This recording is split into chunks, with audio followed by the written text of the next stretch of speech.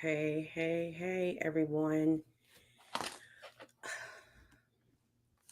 Hope everybody can hear me. And we're gonna get started in a minute. Just gonna let everybody kind of come in that wants to come in. I hope everyone is having an amazing Juneteenth. I was not gonna come live, but I decided that it would, not be beneficial if I didn't. So I'm going to give everybody a few minutes. I don't know if I did an amazing job of broadcasting that I was going live today, but if you catch this now or you catch this later, I'm excited that you catch it at all. If you are new to my YouTube channel, thank you for coming in and allowing me to uh, take a few minutes of your time. If you are listening to this through my podcast, Catch This Now, thank you. And if you are going to catch this again later, I appreciate you. So, podcast, YouTube, however you're going to listen to this, I'm grateful that you have had an opportunity to engage with me on whatever platform we are on today. Again, for those that are new to my channel, my name is Tiffany Hodge, and I am the founder of Tiffany Empowers, where I simply educate you on basic, what we call psychoeducation or mental health, so you can understand what's going on, what are we talking about, and kind of helping you debunk any myth. It's a lot of us that are participating in self-care and our own self-help, without little or no instructions on what that looks like. So I provide a platform for you to come in, ask questions, and get some of those answers to what you need. And hopefully, if you see that, you know what, okay, I may need a little bit more help, I hope I'm able to encourage you to seek therapy in your community or with someone that, that is professional that can help you through whatever it is you're trying to accomplish. Disclaimer: if you are already in therapy, please continue to follow the advice of your therapist. My platform is not to replace any therapy that you are currently in. So please continue to stay in therapy where you are, okay? Today, we're going to jump right into it because I know we just did some barbecue outside and I want to be a part of that. So, we're going to talk about anxiety. It's a lot of us, thinking about Juneteenth really quickly. I wonder what that anxiety level would have been like for those enslaved Americans that found out at the very end, hey, you are actually free and you don't have to do this type of labor. But, what was that like to know I'm no longer enslaved to this particular land or these particular people? What do I do now? Can you imagine the anxiety of Americans, of that population of Americans that had to experience that? And fast forward to our experiences even today, like our anxiety levels are super duper high. Thinking about like one of the most recent topics that we've heard is the U.S. is now drafting young men ages 18 to 26. What does that do for anxiety? A lot of our news is just very anxiety provoking, and I wanted to come on and spend just a few minutes talking about what anxiety is, the different types of anxieties, what measurement tools we actually use in practice to actually help you determine what level of care that you may need if you are experiencing any type of anxiety. Okay, so if you have your pencil and your paper, make sure you grab those so you can jot down some of these notes, and make sure you discuss this with your family and your friends, and make sure your notifications are on and that you subscribe. Again, if you're listening to this on YouTube or through my podcast, make sure all your notifications on so you can get the update on when this is. And another thing is, if you have not subscribed to my newsletter, please do that as well, because you get really good information there. We have some self care journals there. We have a mental tracker that is available to you, and all of those things. And then we have a Facebook group that's free that you can join in over there and get one on one time with me to actually discuss any questions that you may have about any of the worksheets that you've downloaded from my website. So a lot going on, a lot is available to you. I just want to make sure that you have access, if you will, to get answers to questions that you may have about material that I'm putting out for you to use. Okay, so anxiety. Uh, a lot of us are talking about anxiety, right? And when we talk to certain people, people will say, "Oh, I have anxiety," and I'm like, "Okay, so specifically, what kind of anxiety do you have?" We usually tend to take anxiety and make it as this broad thing, but anxiety has disorders. See that S on the end? There's more than one anxiety disorder, and I'm going to cover about three of them today because they're usually pretty familiar, and I want people to be educated when they're talking about their anxiety. So anxiety is a mental and physical reaction to perceived threat. you know so two things are happening when we have when anxiety appears, right? Anxiety can also be helpful in some instances. It can help us with protecting us from danger, and it helps us engage in those areas of our lives that may present challenges or needs some attention, right? So anxiety can be a gift and a curse, if you will. But let's also keep in mind that anxiety has a mental reaction and it has a physical reaction. We have two things going on. And I want to help distinguish what fear is in versus to what anxiety is, because two things are happening when you're looking at anxiety. Remember, I said we have two things going on. We have a mental reaction and we have a physical reaction. So when we're looking at it from I'm going to call it emotional or a mental reaction, that's fear, right? We have these neurotransmitters in our body that we're going to name emotions. Okay, so if you hear me talk about emotions, I'm talking about our neurotransmitters in our body. So we have dopamine, we have serotonin, we have norepinephrine, epinephrine, and we have GABA, which is GABA transmitters in our body. They send out these chemicals, right, in our body, and that's how we are typically responding. So when we are in fear, our emotion or our neurotransmitters, they send, again, fear. I don't know if I defined it, but let me give you the definition. It's a response to our real or perceived imminent threat. So that's that fight or flight, right? So we have epinephrine or norepinephrine that is firing off, if you will. We're either going to fight or we're going to fly. We're going to do something or we going to run. Basically, is what's happening when we are in fear. Again, this is our real perceived imminent threat. This is real. We can see it. The bear is behind me, and what am I going to do? So that's fear. So our neurotransmitters are firing off. Either we're going to fight or flight, right? And then we have anxiety. Anxiety is a little bit different from fear because anxiety it's an anticipation of a future threat, okay? Which is more related to the tense in our muscles.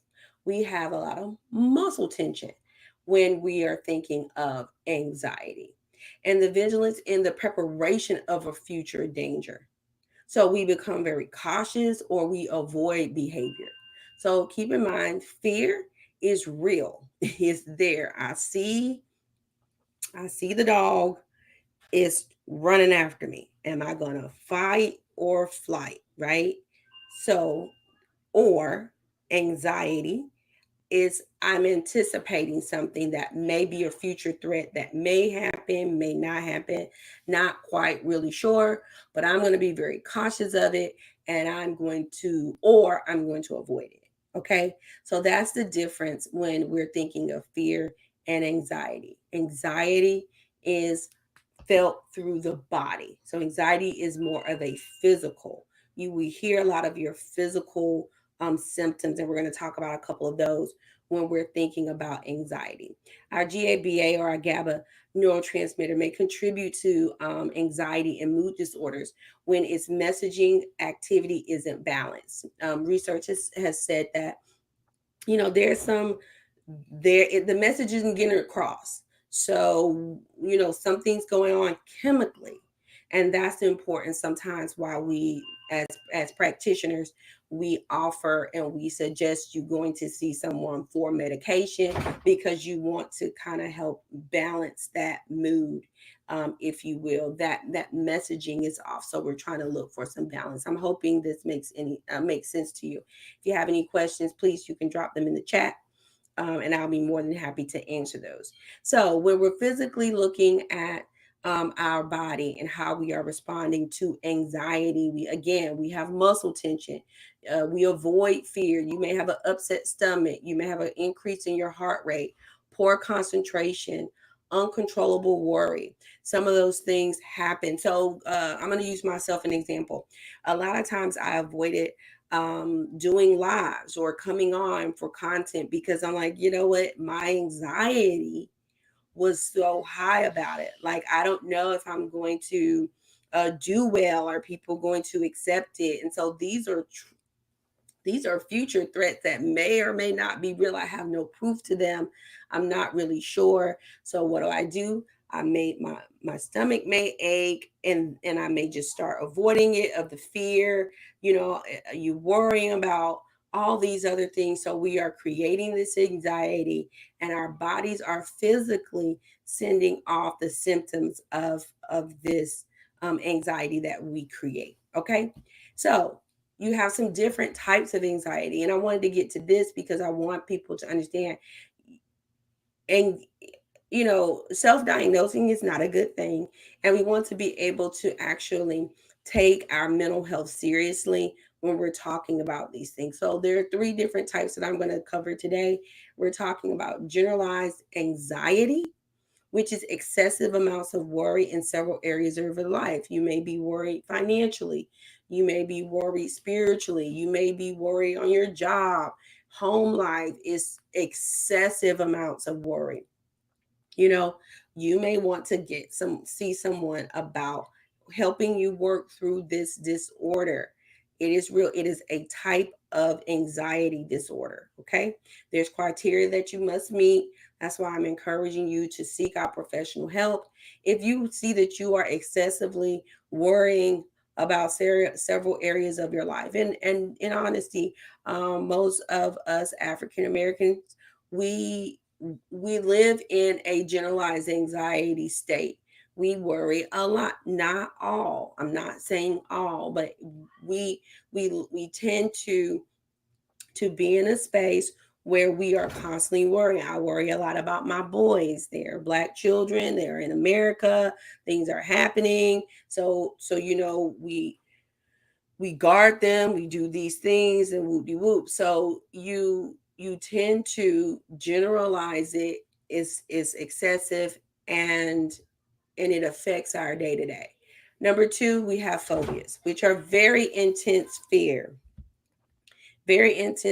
of specific situation or object, which is out of proportion to its actual threat. I.e., you may have people that are afraid of spiders, right? You have people that are like, they're really small. I'm a transparent type of person, and I want to be relatable to you in some form.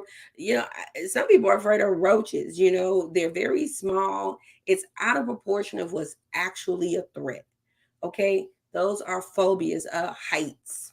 You know, claustrophobia, being in closed spaces. So you get really intense fear, and is really probably not an actual threat. This is another type of anxiety that you would like to go and seek services, seek professional help behind. Again, these types I'm reviewing with you today. Please, if you are experiencing any of these, seek professional help. This is not something I would advise you to do on your own because of the excessive amount of worrying and generalized anxiety, or the very intense fear of phobias if you're on your own. Okay. And last but not least, we have panics. These are extreme anxious response when a person experiences a panic attack. Okay, if you ever seen someone experience a panic attack, it's real. They are almost paralyzed, they're hyperventilating, they need air. All of these things can be triggered if someone is actually experiencing a panic attack. Again, generalized anxiety disorder, phobias, and panics are all umbrellas under the broader picture, which we call anxiety disorder. So we can't go around and say anymore, my people, I have anxiety. We all have anxiety. We all experience nervousness. We experience, you know, all kinds of things. Am I going to run or am I going to, fight? We all experience it. But when it is excessive, when it is intense, and when it is extreme, we are now talking something totally different. Okay, now I want to cover, how does anxiety get bigger, because it really gets bigger. And I'm going to tell you how. Think about that little spider. Something is scary, right? And what do we typically do? We typically try to avoid, right, what that is that scares us. And what the avoidance does, it gives us this false sense of relief. That's the thing about avoidance. Avoidance will give you this false short term sense of relief. It is not real. It is not going to be long term, because guess what's going to happen? The next time that very little spider crawls across your desk or on the floor or up the wall or whatever it is, you have now trained your brain to respond in avoidance. So the fear is going, or that anxiety or that little thing is going to get scarier.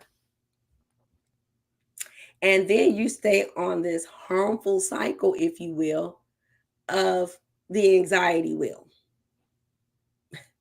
It's just a perpetual cycle. So, for instance, if we have a problem, decision making, if you will, I can't choose, should I do this or should I do that? And then I just avoid it. I make no decision at all.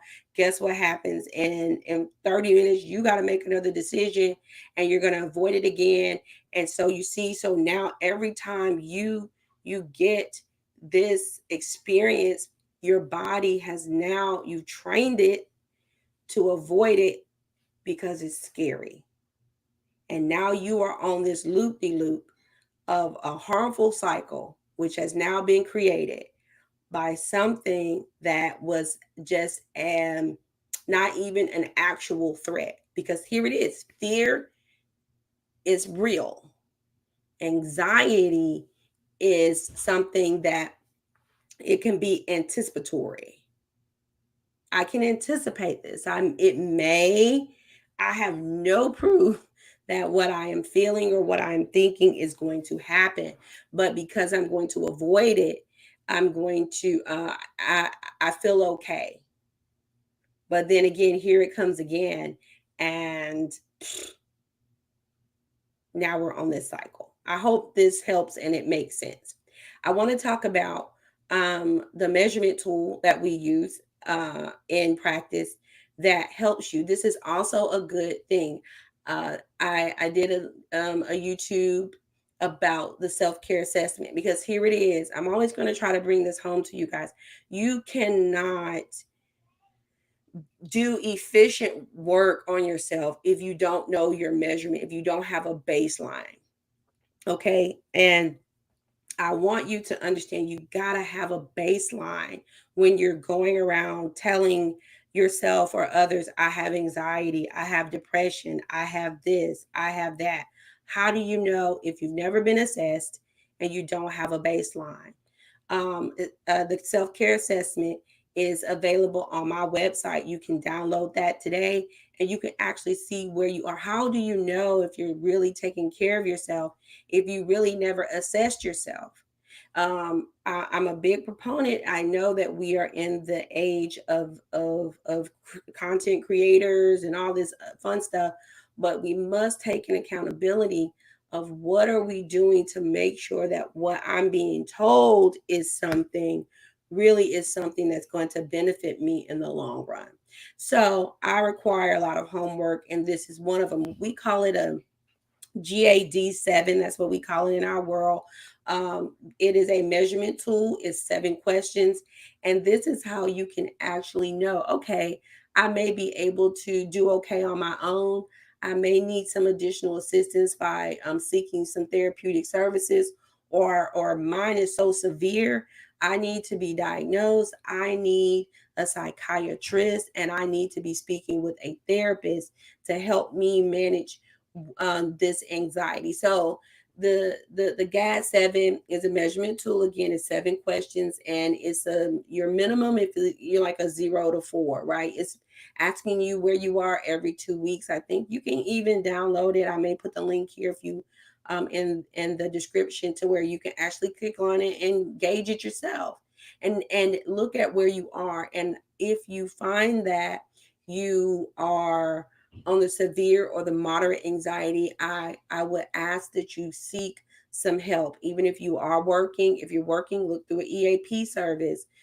Try to find some a therapist within your area so you can get some help. So if you're on a 0 to 4, that's a minimum anxiety. You don't need any intervention. Okay, you're good. Yay! All right. You're at a 5 to 9. You may be a mild anxiety, which you may need some monitoring. So you may need to retake it in about 2 weeks, and you need to follow up, and you may need some coping skills. When you're at a 5 to 9, you need to be actually seeking professional help at that point, because who's going to follow up with you? Who's going to monitor you? And what coping skills are you going to be looking at? So if you're looking at a GAD 7 and you score between a 5 and 9, that's a moderate anxiety. This is only your symptoms. This is not saying you have anxiety, you have an anxiety disorder. This is just rating your symptoms, okay? You need to be monitored. You may need to be reassessed. You need a follow up, and you need some coping skills.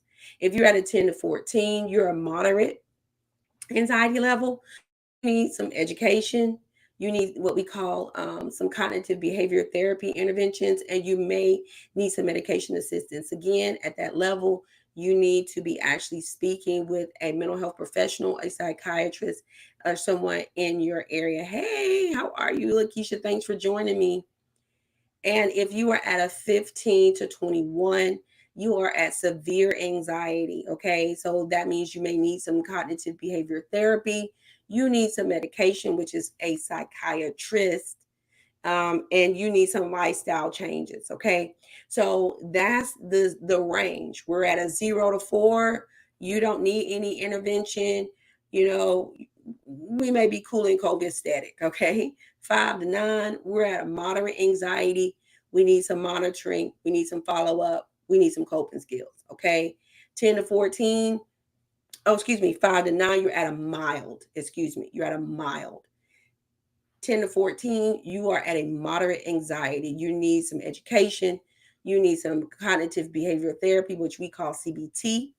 And you need maybe some medication intervention, which may come from the combination of meeting with a licensed clinical social worker, a psychologist, or a psychiatrist. Remember, your psychiatrists are the professionals that prescribe you the medication, okay? And your therapist will help you see where you are, how is it working, and so you're getting a twofold here. That's the beauty about not doing this alone. And then you have a 15 to 21, which is very severe.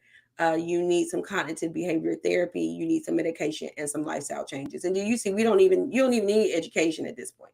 You need some real life therapy. So do not be afraid to look at this measurement tool. I will put it down in the description box so you can actually look at it and rate yourself, but be honest with yourself where you are, and do not be afraid to seek any help in your community. Okay. Again, if you have any questions, you can put them in the chat below. Other than that, I think that's it for me today. If you have any questions, if you take this GAD-7 measurement tool and you aren't sure if you're ready to actually meet with a therapist or someone of that nature, you can join my free Facebook group. It's called Tiffany's Table, and you can privately ask me. And I will help you say, hey, I really encourage you to seek some help in your local area. There's nothing wrong with seeking help. You can also email me if you have any questions. I don't want to put information out and not provide you with an avenue to actually help you with the information that I'm giving you. So you can also email me at tiffany@tiffanyempowers.me. It will also be in the description box or wherever you are listening to this or watching this. You'll have access. If there are no further questions, I know I kind of went through this fast, but I wanted to make sure I came on and you guys got a chance to continue to enjoy your Juneteenth. Think about where you are. Anxiety is a real thing. Please get the additional help if you take this measurement tool.